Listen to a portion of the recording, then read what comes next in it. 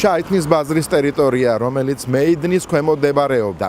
სადაც განლაგებული იყო 3 ქარვასლა, ეს ქარვასლები ახლა დღესდღეობით უკვე არ არსებობს, ეს იყო მირზოევის ქარვასლა, პარამბუკოვის ქარვასლა, ხალატოვის ქარვასლა.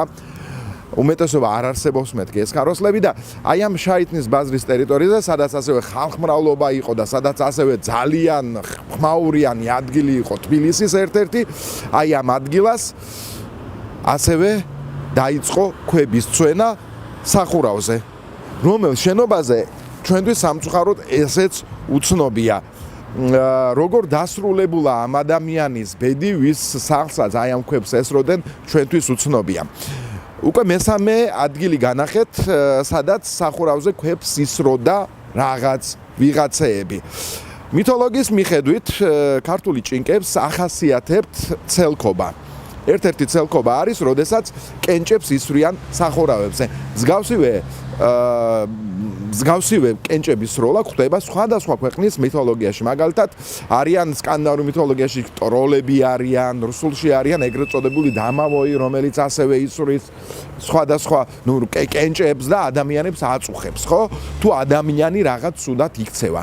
3 ადგილი, რომელიც სავარაუდოდ შესაძლოა აი ამ ჭინკებთან იყო დაკავშირებული. ერთ-ერთი ჩემი ძალიან ახლო მეგობარი კეთი აგლაძეს პირად საუბარში აქვს ნათქვამი ესეთი რაღაცა. ბავშვობაში მას ძალიან ხშირად უყვებოდნენ ჭინკების შესახებ. ბებია უყვებოდა და ბებიას ერთხელ შეეკითხა, რომ ბებიაო, ამას მიყვები ჭინკების შესახებ და ჭინკებიო საერთოდ არ მინახია, სად არიან ეს ჭინკებიო? და მაშინ ბებიას უპასუხია, ეს ჭინკებიო ხალხში გაიფანტაო. ხალხშიც არისო, შეიძლება ეს ჭინკები თბილისშიც კი აღმოჩნდნენ. მე ეხლა არ ვარ იმ ამბის მომხერო, რომ ამ ყველაფერში ჭინკები დავადანაშაულო, შეიძლება ვიღაც ბავშვებიც ცელქობდნენ ღამღამობით, თუმცა ღამე გამოსვლა თბილისში ცოტა არ იყოს, ზოგჯერ საშიშიც იყო.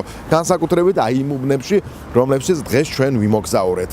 ესენი იყვნენ ჭინკები თუ ესენი იყვნენ ბავშვები, ან ვიღაც ადამიანები, რომლებიც გაბრაზებულები იყვნენ იმ სახლის მაცხოვრებლებზე და კენჭებს ესროდნენ სახურავებს, მოდი დავტოვოთ კითხვის ნიშნის ქვეშ, იმიტომ რომ ქალაქურ ლეგენდებს უყვარს საიდუმლოებები და ზოგიერთი საიდუმლოების ამოხსნა არც არის ზოგჯერ საჭირო. მე ესე ვთვლი. შალიკა სტუდია, ვლასი ვაწაწე, სპეციალურად თქვენთვის ღამის თბილისიდან. ჩვენ ვსაუბრობდით ჭინკების შესახებ. მალე შეხვედრამდე.